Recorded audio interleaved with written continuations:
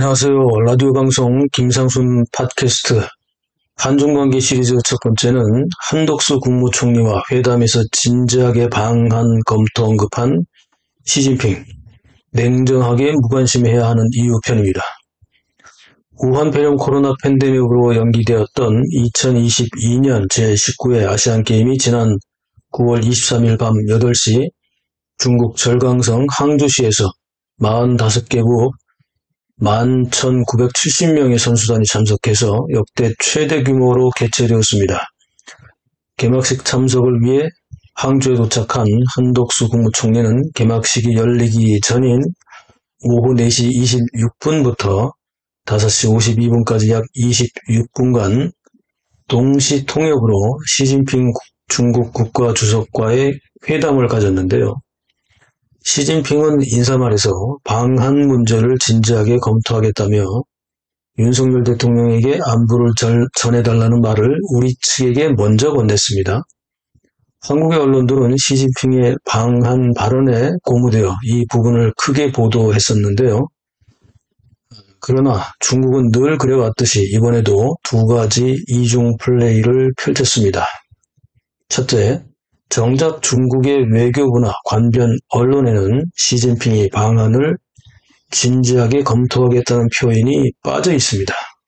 이번에도 한국 언론에서만 확인할 수 있는 시진핑의 발언은 결국 립서비스에 불과했던 것입니다.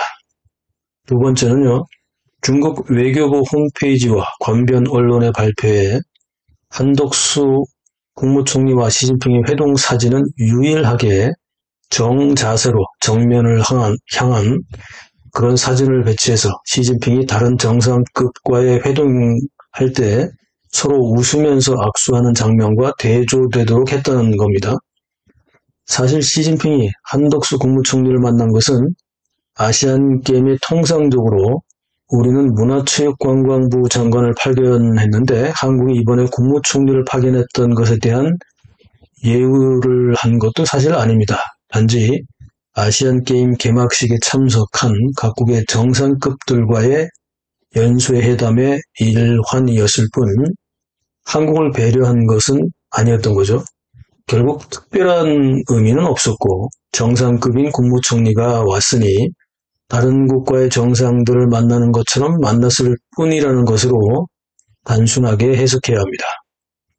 시진핑은 9월 22일과 23일 이틀 동안 각각 4명씩 모두 8명의 귀빈과 회담을 가졌는데요. IOC 위원장과 아시아올림픽위원회 의장 대행 등 체육계 인사 2사람을 제외하고 시진핑이 이틀 동안 만난 국가의 정상급은 만난 순서대로 보면 시리아 대통령, 쿠웨이트 왕세자, 캄보디아 국왕, 동티모르 총리, 네팔 총리, 그리고 우리의 한덕수 국무총리입니다. 사실상 대한민국을 제외하고 실제로 무게감이 있는 국가들은 없고 5개의 개발도상국이자 친중 국가들일 뿐이죠. 한국의 언론 중에는 이번 한덕수 국무총리에 대한 의전이 2가지 측면에서 이전과는 달리 높아졌다고 평가를 했습니다만 이 점 또한 큰 의미를 두지 말아야 합니다. 언론에서 의전이 이전보다 높아졌다고 평가한 첫 번째는 한덕수 국무총리가 시진핑 주석과 마주 앉은 형태의 회담 좌석 배치를 했다는 것인데요. 이는 시진핑이 이번에 만난 국가 정상급 회담에서의 배치가 동일한 형태였기 때문에 특별히 한국을 배려해서 의전을 높였다고 평가하는 것도 이상합니다. 두 번째로 의전이 이전보다 높았다는 평가로 거론된 것이 배석자의 경이 높았다는 건데요. 시진핑 양옆으로 중앙서기처 서기인 권력 서열 5위 차이치 중앙정치국 상무위원과 서열 6위인 딩쉐상 국무원 부총리 겸 중앙정치국 상무위원이 배석했다는 점을 들었는데요. 이전에는 상무위원이 배석하지 않았기 때문에 이번에는 특별히 의전을 배려했다는 한국의 언론 보도는 잘못된 거죠. 왜냐하면 이것은 시진핑 3기가 시작되면서 자신의 친위대로 조직된 중국 공산당 최고 기구인 7인 중앙정치국 상무위원회의 상무위원들을 시진핑이 마음대로 대동하고 다닌다는 점에서 볼 때 그렇게 특별하다고까지 할 수는 없고 어느 정도는 의전에 격식을 갖춘 것 정도로 보면 됩니다. 너무 흥분할 필요는 없다는 거죠. 한중 고위급 회담 이후 중국의 전문가들은 한중 관계 개선이나 한중일 협력 재가동 등에 대한 의견을 쏟아내고 있는데요. 이들은 한중일 협력이 독립적인 플랫폼으로 동북아 안보에서 신뢰 증진과 긴장 완화에 유익하고 동북아 경제 협력에 긍정적인 역할을 할 수 있기 때문이라고 강조하고 있는데요. 이 말 속에는 미국을 배제하자는 의미가 바로 방점이자 키워드입니다. 즉, 중국이 주장하는 한중관계 개선이나 한중일 협력 재가동을 통해 한미, 한일, 한미일 협력에 물타기를 하기 위한 수작에 불과한 것이기 때문에 이 역시 크게 귀 기울일 필요가 없습니다. 이번 한덕수 국무총리와 시진핑 주석의 회담에서 우리가 주목할 곳은 시진핑의 방안이 아닙니다. 시진핑이 말한 진지하게 검토해보겠다는 말은 말 그대로 계속해서 그냥 진지하게 검토할 뿐입니다. 검토만 하는 거죠. 만약 시진핑이 방한할 의사가 있었다면 시진핑은 가급적 연내에 방안을 검토하겠다고 하거나 더 확실하게 한다면 조만간 방문할 생각이고 실무진에서 일정을 잡도록 하겠다고 했어야 합니다.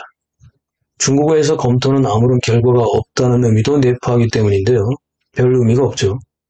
이번 시진핑의 발언 중에서 우리가 주목해야 할 부분은 바로 한국이 중국과 함께 중한 관계를 중시하고 발전시키겠다는 것을 정책과 행동에 반영하고 서로를 존중하며 우호 협력의 큰 방향을 유지하기를 바란다라고 했던 문장인데요.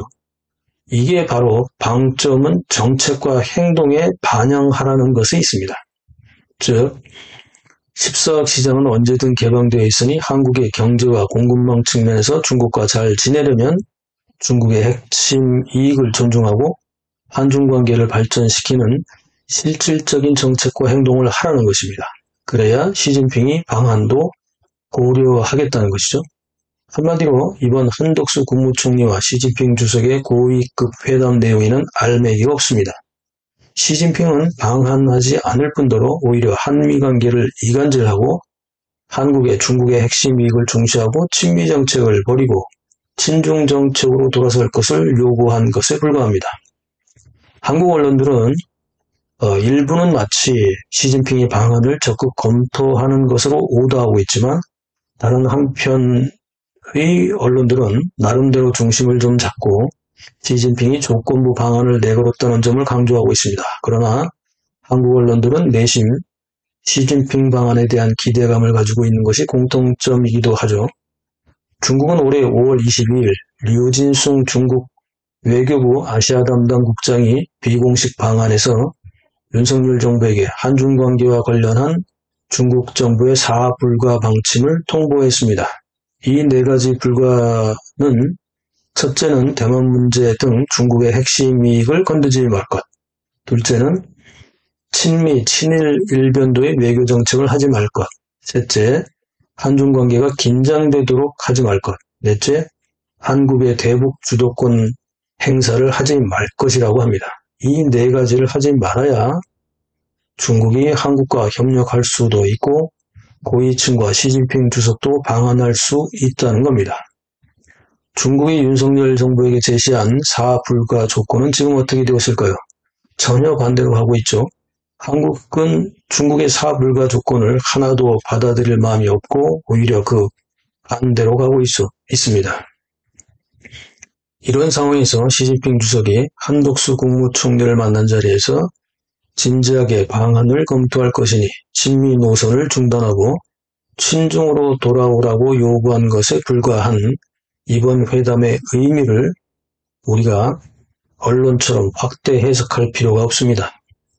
지금 이 시점에서 시진핑 방안에 대해 우리는 무관심해야 합니다. 스스로 필요하다고 생각하면 올 것이고 아쉬운 사람이 우물을 파게 마련입니다. 한중 관계는 양자 관계만으로 정리되는 것이 아니라 우리의 외교 전략과 국제 정세에 대한 모든 분야와 연결되어 있기 때문에 국민 안전과 국익 수호의 관점에서 신중해야 합니다. 시진핑이 방한하면 무엇이 달라질까요? 시진핑이 들고 올 선물 보따리에 무엇이 있을까요? 그 반대급부로 우리는 또 무엇을 내줄 수 있을까요? 오히려 시진핑 방한은 우리에게 더 큰 부담이 될 뿐이고요. 지금 단계에서 한중 관계의 핵심은 시진핑 방한이 아닙니다. 지금 우리가 주목해야 하는 것은 단지 중국 한 국가가 아니라 국제관계 전반에 대한 새로운 국가 전략과 국가 전술을 짜야 한다는 것입니다.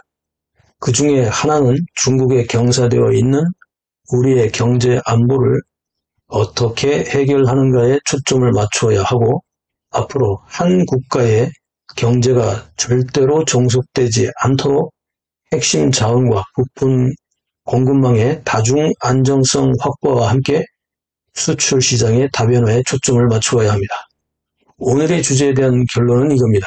시진핑 방한이 마치 모든 문제를 해결해 줄 것 같은 착각에서 벗어나야 하며, 시진핑 방한이 오히려 더 큰 부담이 될 수 있다는 사실을 직시해야 합니다. 그렇지 않습니까?